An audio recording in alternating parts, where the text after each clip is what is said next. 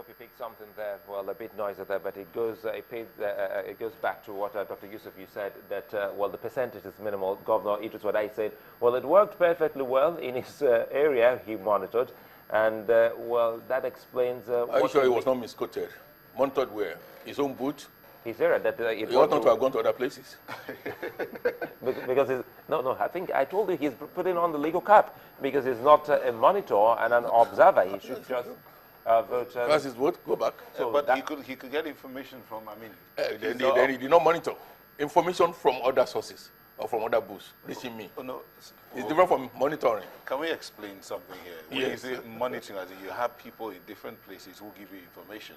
Are they not? He was saying it affirmatively. Okay, so he went there himself. Yes. Well, I understand. So he wasn't supposed to. No. To move at all. No. No, he has no business in other places. Let's look at this. When they talk, well, that's why we have you here, because they're putting meaning into some of these statements and even words they are used to qualify actions here. Yes. Well, Dr. Yusuf, well, Nyota, I was going to say, when we talk percentages, I mean, INEC gave a percentage of 81.98% collection rate. Yes. Now, percentages in terms of the number of people that voted, when Mark was in our presentation, we had 52% in 1999, 69% in 2003, 57%. But when you weigh percentages against the actual number, do you think it's going to make any difference? I mean, this year's election compared with the other ones? It is, because before now, no card reader. So many people, no fingerprint, not whatsoever. So multiple registration before now, but it has been reduced to the BRS minimum. That is why the carried out was rejecting many that registered. So we are likely to have a higher percentage of people registered voting, unless there is apathy, or some people just decide to be indifferent to the electoral process. Because, I mean, come to think of it, you cannot prevent people. I mean, you cannot force people to vote. And therefore, those who choose to vote will know the percentage. And it doesn't in any way affect the credibility of the election. What will affect the credibility of the election will be some malfeasance or misdemeanor on the part of voters and the part of the political class, on the part of the umpire. Well, Kogi State was not the only place where we monitored, even though we delivered. Most of the time we were here. No, the media could monitor. Yeah. That's why you have you have INEC, I mean, mandate, I mean, giving out tax. Yeah. Observers, not to monitor. We also have to take into cognizance the fact that the restriction of movement was from a certain hour, I think between the hours of 8 and 5 p.m. Yes. After that, everybody else was free to move around. Yes. If elections were still going on into that time, it wasn't the fault of anybody. The time lapsed. The time had already elapsed. But at the same time, let's look at it. If a governor goes out, goes to another booth, I mean, he has the apparatus of the state with him. It will create acrimony. There will be some people for, and there will be others against. And I think the makers of the law should be commended. Because if I, as governor of the state, I have my followers, and if I, as governor of the state, going out, I will need my security backup, I will need my aides going with me and all the rest. I mean, imagine 50 or 30 people visiting a polling booth. No, but I mean, on election day, usually they are reduced to about 2. And most Two? people, yes, most the governor going out with 2 security men. Oh, yes. So on election day, you find out that a lot of governors do not go with, their retinue of 8. That is what we've seen over the years. But I'm not making any excuses for them now. I'm only saying that even from their houses, say from State House, down to their polling units, they might have noticed that there might be polling units dotted around that particular area. And most of them vote maybe in their localities where they are from. So from their houses to their polling units, they might have monitored. From what you monitored yesterday, yes. Buhari, the president candidate of APC, came out with how many people? Several, I mean, at least 20 people were with him. The same thing the president. We could play that back again. Yes. I don't know if yes. I noticed that. Yes, I noticed that. I noticed that. Okay.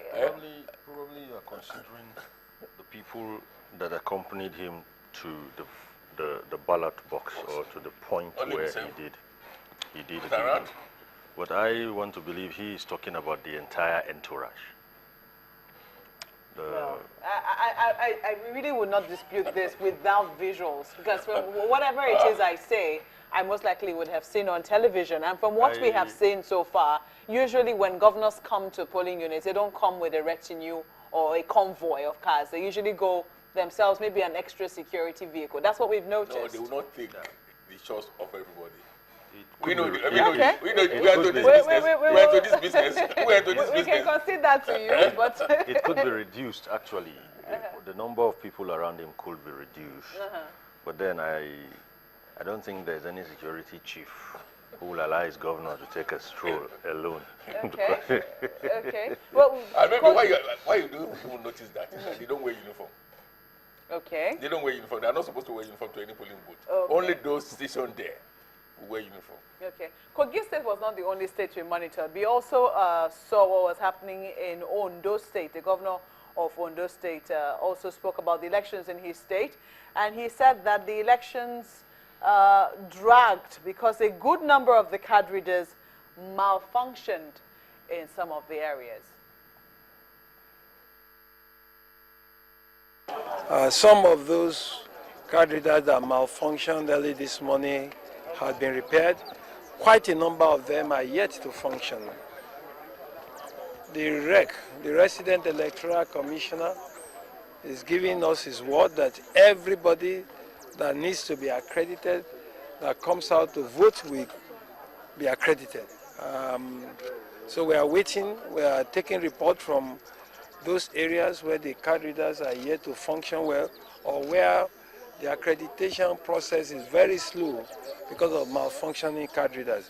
At the end of this exercise, one will be able to pronounce conclusively. But my own personal position had been that a new introduction like this should have been widely and adequately pre-tested before we embark on a nationwide election like this. But at the end of this exercise, we'll be able to see. Well, there you have it. The governor of Ondo State, Olusegun Mimiko, commenting on the exercise. Yes. Mark is well. Reports he got. Not that what he monitored. But perhaps he was a lot more careful with his choice of words. What he said about perhaps this should have been a lot better if the machines had worked, had been properly tested. Oh, yeah. What does he talk about issues of planning and execution? You see, I think the budgeting system in this country is badly skewed. Budgeting or? Budgeting system. Now, election gives, the national elections give us 4 years notice. Why do I have to wait until the last moment? Again, we talked about the police not getting the equipment they needed and all that. Don't forget that the 2015 budget has not been passed by the National Assembly. And therefore, the president, the executive is restricted to the amount of money he could spend. Because if you've not got your budget approved by the assembly, then there's little you can do. You have a percentage under the constitution that you can spend. If you go anything outside that, it could be a ground for impeachment. Oh, so the governor, he was very reluctant to make a categorical statement on the efficiency or otherwise of the cabinet. There was no way you could have done that. He was talking, yes. Because you have not taken stock. So how do you assess something? How do you make a pronouncement on something you have not assessed? Because the process at that point in time was still ongoing. I am saying that, this could definitely have implications for the governorship elections in 2 weeks. No, that is why we have 2 weeks. There have been enough room. You say that the card reader has come to stay, but people are saying... I love to believe so. I'm not there. I don't work for INEC. I think you're overrating me. No, I'm trying to remind you, it's your view. You're entitled to I like to believe that it has come to stay. And that nothing will change that. Because if we were to change that, it means a whole lot of logistics. And you know, I mean, in management, I mean, if we're talking about that. If you have to go do away with that now, it means you have to start another process all over. Are you serious? Would that be the case? I mean, like they went manual accreditation. No, would just be a reduction. They have a contingency plan. There must be plan B, plan C. The manual register is plan B. It's a contingency plan. In any exercise whatsoever, you don't have a straight-jacketed approach to something. For example, now, I wanted to leave my house for this place. Well, I will take a corridor road. Supposing corridor road is blocked, where do I take? I must have in my mind, even if it's not written down, that look, there must be an alternative route to this place.